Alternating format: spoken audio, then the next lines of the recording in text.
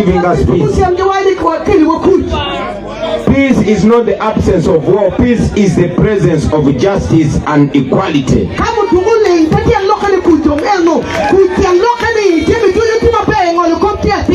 So here I come to you, brothers and sisters, to tell you that we can live in a better country. 40 years is enough for one leader. It has been 40 years of Museveni. But look at the road that comes from Omoro. Look at the health center near you. Look at the school near you. Even if they use the police to torture us, but look at the condition of the police stations.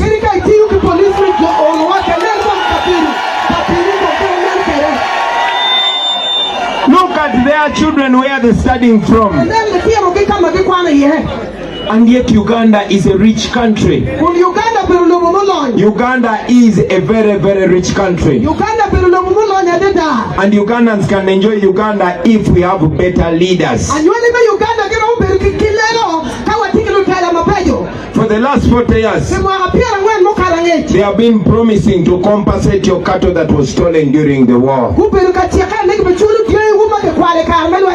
They promised that every election cycle.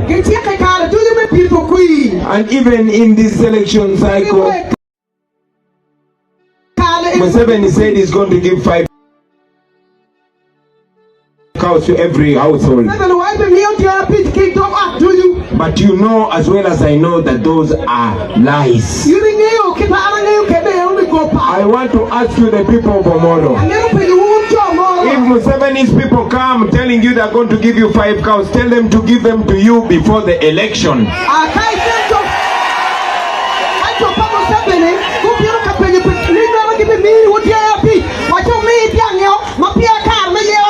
And then you'll understand what I'm talking about. I am aware that they have impoverished our people and turned them into debtors. The people of Omoro, you understand what I'm talking about. The money lenders all over Omoro are not from here.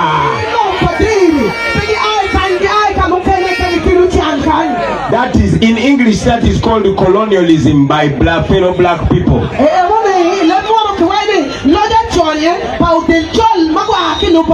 Museveni is a colonialist, and he sends his agents here to colonize you, just like he has done to the rest of the country. I could go on and on and on with the problems. But this generation of ours, we need to take a step forward. We know our parents and grandparents suffered. But for me, I'm here to shine a light to a new Uganda, to tell you where we are going, because I have no doubt we are going to get there. I have no doubt that the young people of Uganda are going to unite, and together we are going to achieve the Uganda that we want.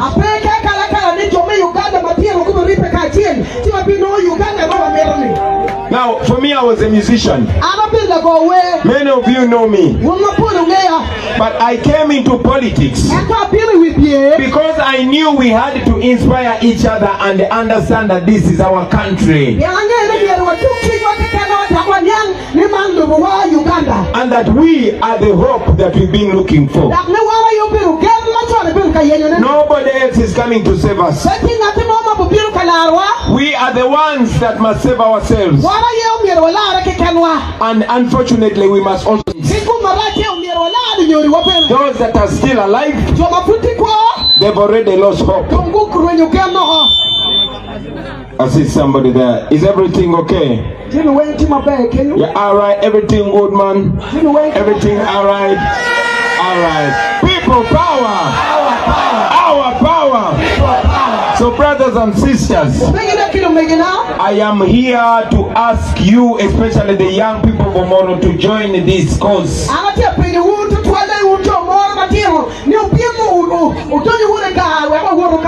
We have an opportunity to change Uganda. We have an opportunity to unite Uganda. And we have an opportunity to benefit from our years that are still left. On the 15th of January, we are going to have an election. But we have been asking the people of Uganda to make this election different. Our first mission was to open the eyes of the people, to make them understand that politics concerns everyone in Uganda,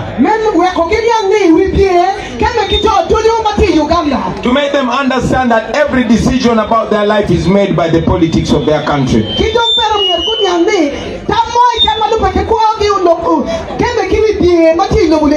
and that the people we elect into office are the people that decide for us what benefits us or what kills us.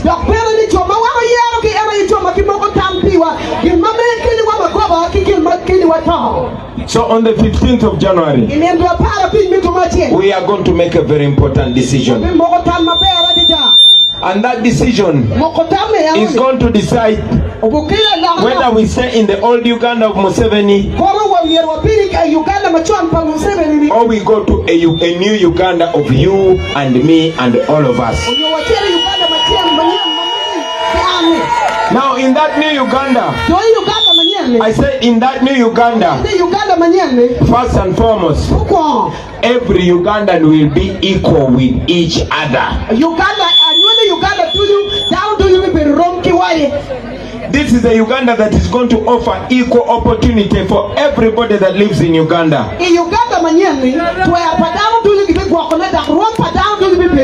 Regardless of your tribe or your religion. In a new Uganda, to get a government job, it will not depend on your tribe. It will not depend on what language you speak. It will depend on your talent and your willingness to work.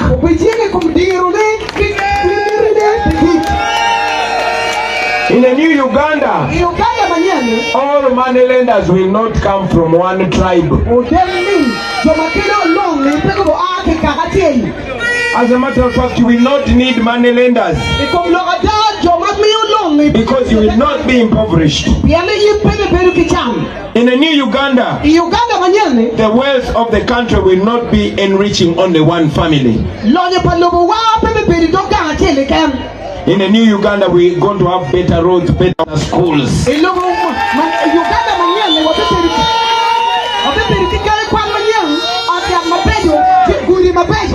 I'm talking about this because I know it. Somebody might ask you, Bobi, where you going to get the money to make all these roads? But let me tell you this. The money is there. It's only stolen and used by one group of people. For example, did you know that every year Museveni and his people are stealing 10 trillion from the people of Uganda?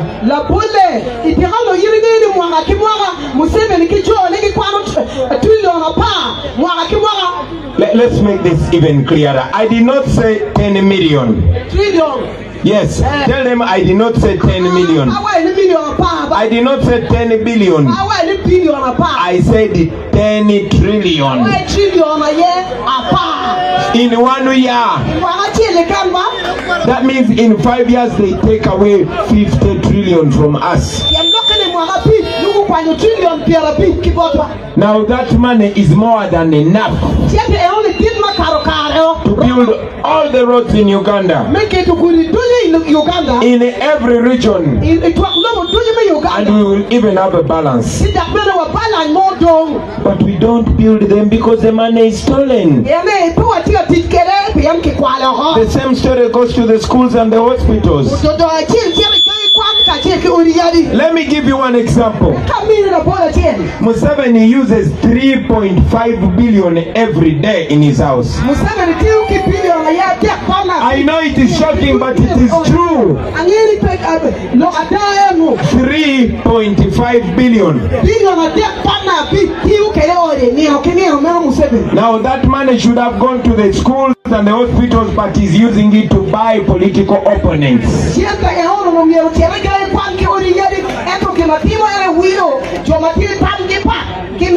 So that shows you Uganda is not poor, but we just choose bad priorities.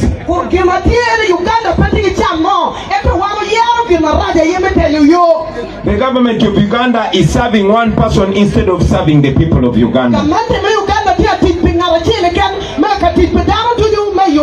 Let me give you another live example.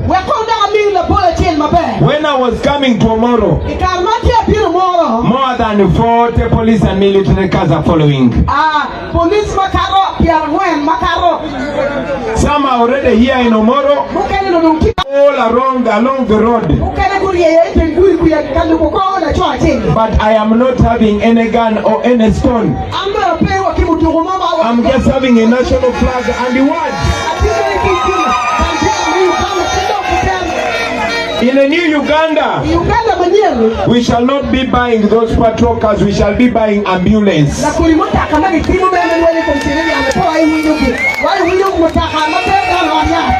In a new Uganda, we shall not be paying police and military officers to scare people. We shall be paying teachers and doctors. Because that is what benefits our people. In a new Uganda, a leader will not be in power for 40 years. We are going to make sure that democracy, real democracy, stands in Uganda. Now, before I conclude, I want to tell you one story. You see, the long time ago, there was a Russian dictator called Joseph Stalin.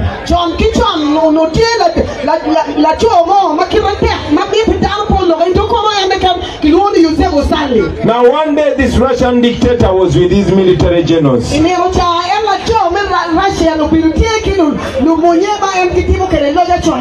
And he said, let me show you how to break down people and make them bow to you. And make them worship you even if you oppress them. So Stalin got a live chicken. A live chicken. A live guano.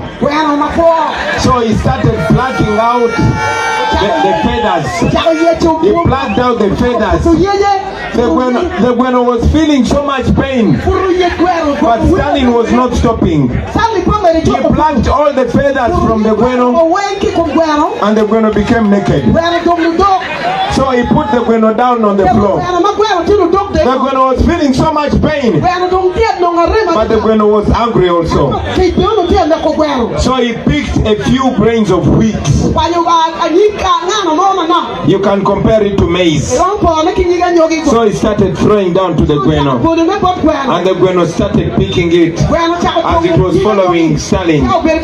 Dropped a few grains, and Stalin was walking, and the guano was following. And Stalin told his generals, do you see, this is how you do to people. You beat them down, you reduce them to nothing, you make them hungry, and after you can be sure they will bow down to you and worship you. That is exactly what Museveni is doing to the people of Uganda. That is exactly what Museveni is doing to the people of Acholi. You know as well as I know. For you, the young people of Acholi, I want to challenge you. I know you have internet on your phones. You will not hear this on radio or TV because most TVs are compromised or intimidated. But I'm giving you this information because I don't fear Museveni. Now for all of you that have internet, you the young people virtually, I want you to go on YouTube and you put in a brilliant genocide. You type in a brilliant genocide and you will see what Museveni did to the people of Acholi after 1986. You will see how he killed your people. In that documentary, there are many more voices from Acholi. There is my friend called Mwaka Lutukumoi. There is my friend called Milton Alimadi. In that documentary, you will even see Norbert Mao when he still had his brain in his head. You will see all the truth. What Museveni has done to you and what Museveni is continuing to do to you, he is to make you slaves and to make you worship him. Let me ask you a question. Have you ever wondered why the sons, the great sons of Acholi are dying and there's no explanation? Have you ever got answers about the death of Julius Oketa? Have you ever had answers about the death of Walter Ochola? Have you ever had answers about the death of Paul Okech? Have you ever had answers about the death of Jacob Olanya? Now that is for you to think about. That is for you to think about. And after doing all that to you, he will pick a few leaders from Acholi. He will feed them and make their stomachs big. He will pick people who used to speak for you. People like Norbert Mao. He will fill their stomach and they will change their words. But I want to tell you, your hope is not in the politicians. Your hope is in you. Your hope is in you. When you choose to free yourself, the rest of the country will be free. What is happening to the people of Acholi? It has happened to my people in Uganda. It has happened to the people of Kasese. It has happened to the people of Busoga. And some of you have been following. We've been all over the country. And even the people of Ankole are also not all right. So in this election, I keep telling people that when we went to court and Museveni rigged the court as well, we told the people that now we are bringing the case to the court of public opinion, the court of the people.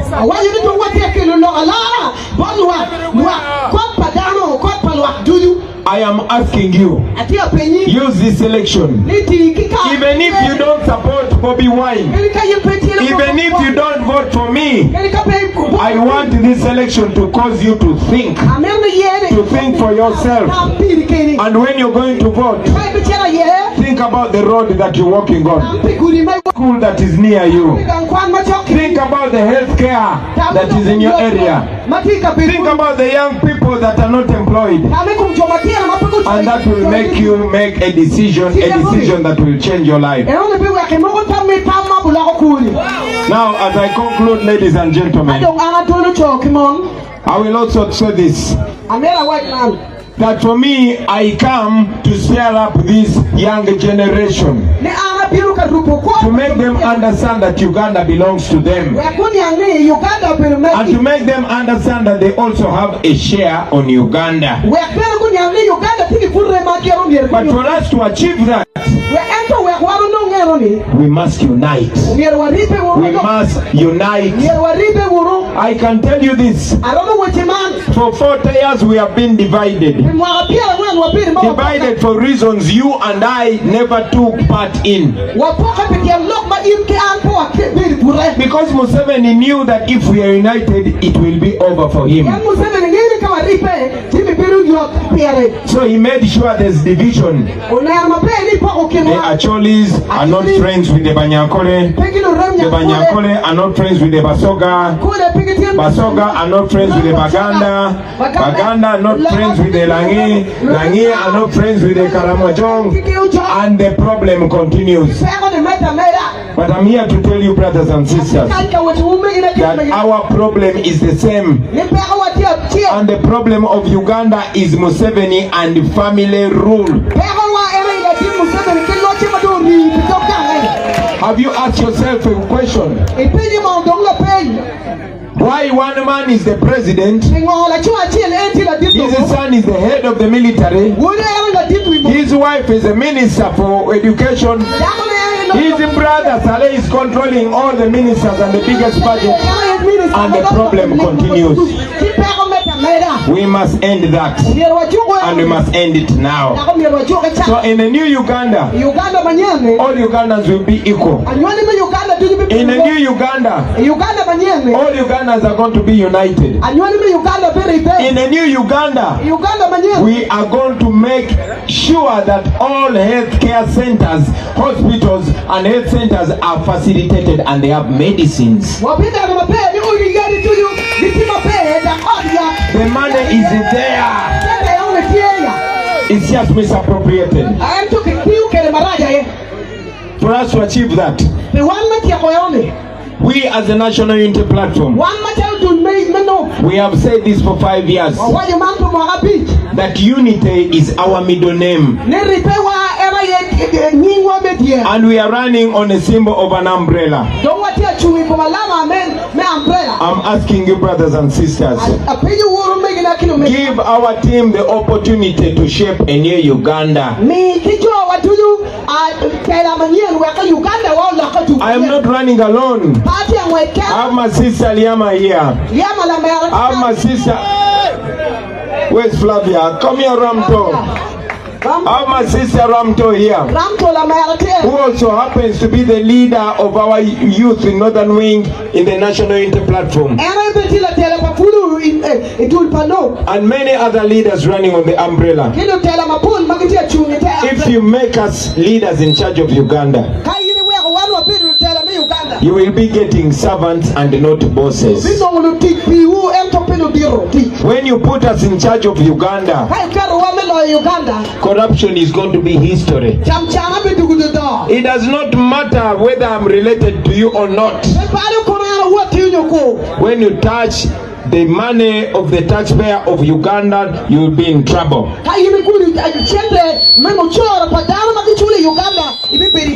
But most importantly, when you put us in charge of Uganda, power will be coming back to the people.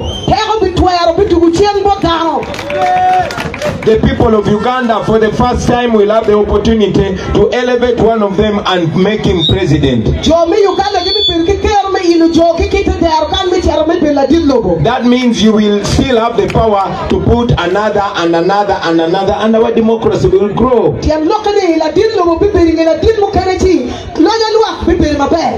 I would have gone on and on and on, ladies and gentlemen. But because it's late and I don't want you to leave here late,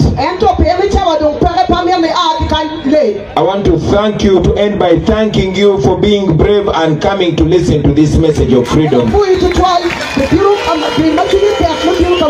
I know they don't want you to listen to this message, but now that you are here, I know many people have been scared. Many of them are listening to us from the safety of their houses. I request you to take this message home. I request you to be the Bobi Wine of Omoro. I am asking you to take this cause in your own hands.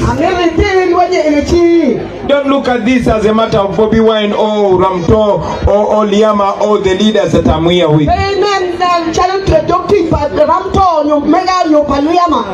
This is for all of us. When we change Uganda, all of us are going to benefit. So even if you are not in politics actively, you can play a role in this cause. Talk to everybody that you know. Let them understand this is not politics as usual. This is a matter of liberation. This is a matter of freedom. This is a matter of human dignity. So please take this message wherever you can. Begin with your parents. Take it to your wife or your husband. Take it to your brothers, your sisters, all your siblings. Take this message to your border stage. Take this message to your ghetto. Take this message everywhere. Let them know that we can change Uganda. And most importantly, and this is my last point, please remember that Museveni is an old man, and sooner or later he is going to go away. There is no doubt about that. Don't allow these people to threaten you. They keep scaring you that if we don't vote for Museveni, there will be war. That is a lie. Museveni is old and is wasted. This is our time. So let us use our time and use it wisely. I thank you for listening to me, ladies and gentlemen, for God and our country. This is Pihowa Network News, keeping you ahead of the headlines, where the story never sleeps and the truth always finds its way to your screen.